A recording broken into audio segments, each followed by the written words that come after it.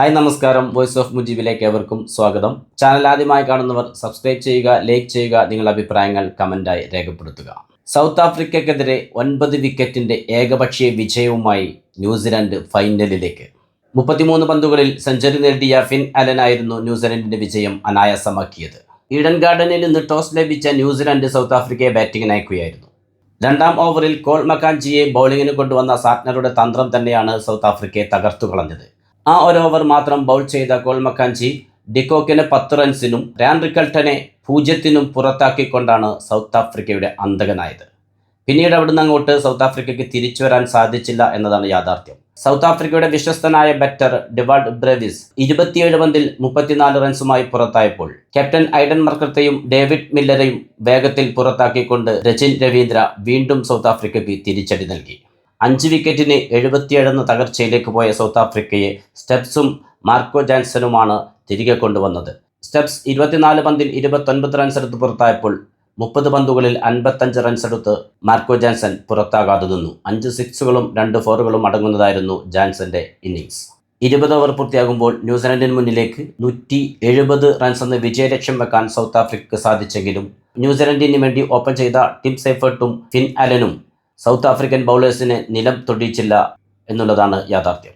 ഇരുവരും 55 പന്തുകളിൽ നിന്ന് 117 റൺസിന്റെ പാർട്ണർഷിപ്പാണ് ഓപ്പണിംഗിൽ പടുത്തുയർത്തിയത്.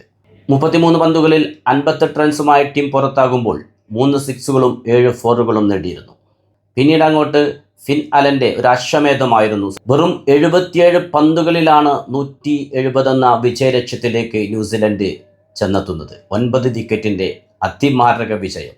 ഈ വേൾഡ് കപ്പിൽ ഒറ്റ മത്സരം പോലും തോൽക്കാതെ സെമിയിലേക്ക് എത്തിയ സൗത്ത് ആഫ്രിക്കയെ തങ്ങളെ ഗ്രൂപ്പ് മത്സരത്തിൽ പരാജയപ്പെടുത്തിയതിൻ്റെ കണക്ക് തീർത്തുകൊണ്ടാണ് ന്യൂസിലൻഡ് പറഞ്ഞുവിട്ടത്.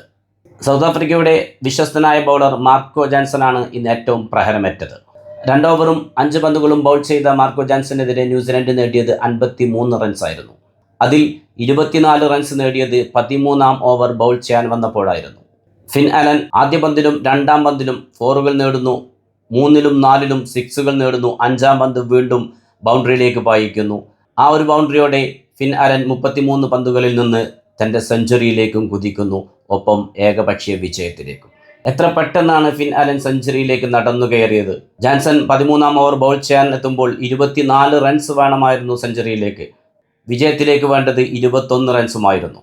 അവിടെയാണ് ഫിൻ അലൻ കൊടുങ്കാറ്റായി മാറി തൻ്റെ സെഞ്ചുറി പൂർത്തിയാക്കിക്കൊണ്ട് ഗ്രൂപ്പ് തല മത്സരത്തിൽ തങ്ങളെ പരാജയപ്പെടുത്തിയ സൗത്ത് ആഫ്രിക്കയെ ലോകത്തിന് മുന്നിൽ ഒന്നുമല്ലാതാക്കി തീർത്ത സെമി ഫൈനൽ മത്സരം. കണക്ക് തീർക്കുക എന്ന് പറഞ്ഞാൽ ഇതാണ്. പാകിസ്ഥാനും ന്യൂസിലൻഡും പോയിന്റിൽ തുല്യത പാലിച്ചപ്പോൾ റൺ റേറ്റിൽ കഷ്ടിച്ച് സെമിയിലെത്തിയ ന്യൂസിലൻഡ് പക്ഷേ സെമി എന്ന ഈ വലിയ സ്റ്റേജിലെത്തിയപ്പോൾ അവരുടെ കളി തന്നെ മാറുന്ന കാഴ്ചയാണ് ഇന്ന് ഈഡൻ ഗാർഡനിൽ കാണാൻ കഴിഞ്ഞത്. അതെ, കരുതിയിരിക്കേണ്ടിയിരിക്കുന്നു ഈ ന്യൂസിലൻഡിനെ. ഇന്ത്യ വന്നാലും ഇംഗ്ലണ്ട് വന്നാലും ശരി, അപകട സൂചന നൽകിയിരിക്കുന്നു ന്യൂസിലൻഡ്. സൂക്ഷിക്കണം, സൂക്ഷിച്ചേ മതിയാവൂ. അത്തരത്തിലുള്ളതായിരുന്നു ഇന്ന് ഈഡൻ ഗാർഡനിൽ ബൗളിങ്ങിലും ബാറ്റിങ്ങിലും ഫീൽഡിങ്ങിലുമെല്ലാം ന്യൂസിലൻഡിൻ്റെ പ്രകടനം. പുതിയ ക്രിക്കറ്റ് വിശേഷങ്ങളുമായി നിങ്ങളിലേക്ക് വീണ്ടും എത്തും. നിങ്ങളുടെ സ്വന്തം വോയിസ് ഓഫ് മുജീബ്. ചാനൽ ആദ്യമായി കാണുന്നവർ സബ്സ്ക്രൈബ് ചെയ്യുക, ലൈക്ക് ചെയ്യുക, നിങ്ങളുടെ അഭിപ്രായങ്ങൾ കമൻറ്റായി രേഖപ്പെടുത്തുക. Good bye.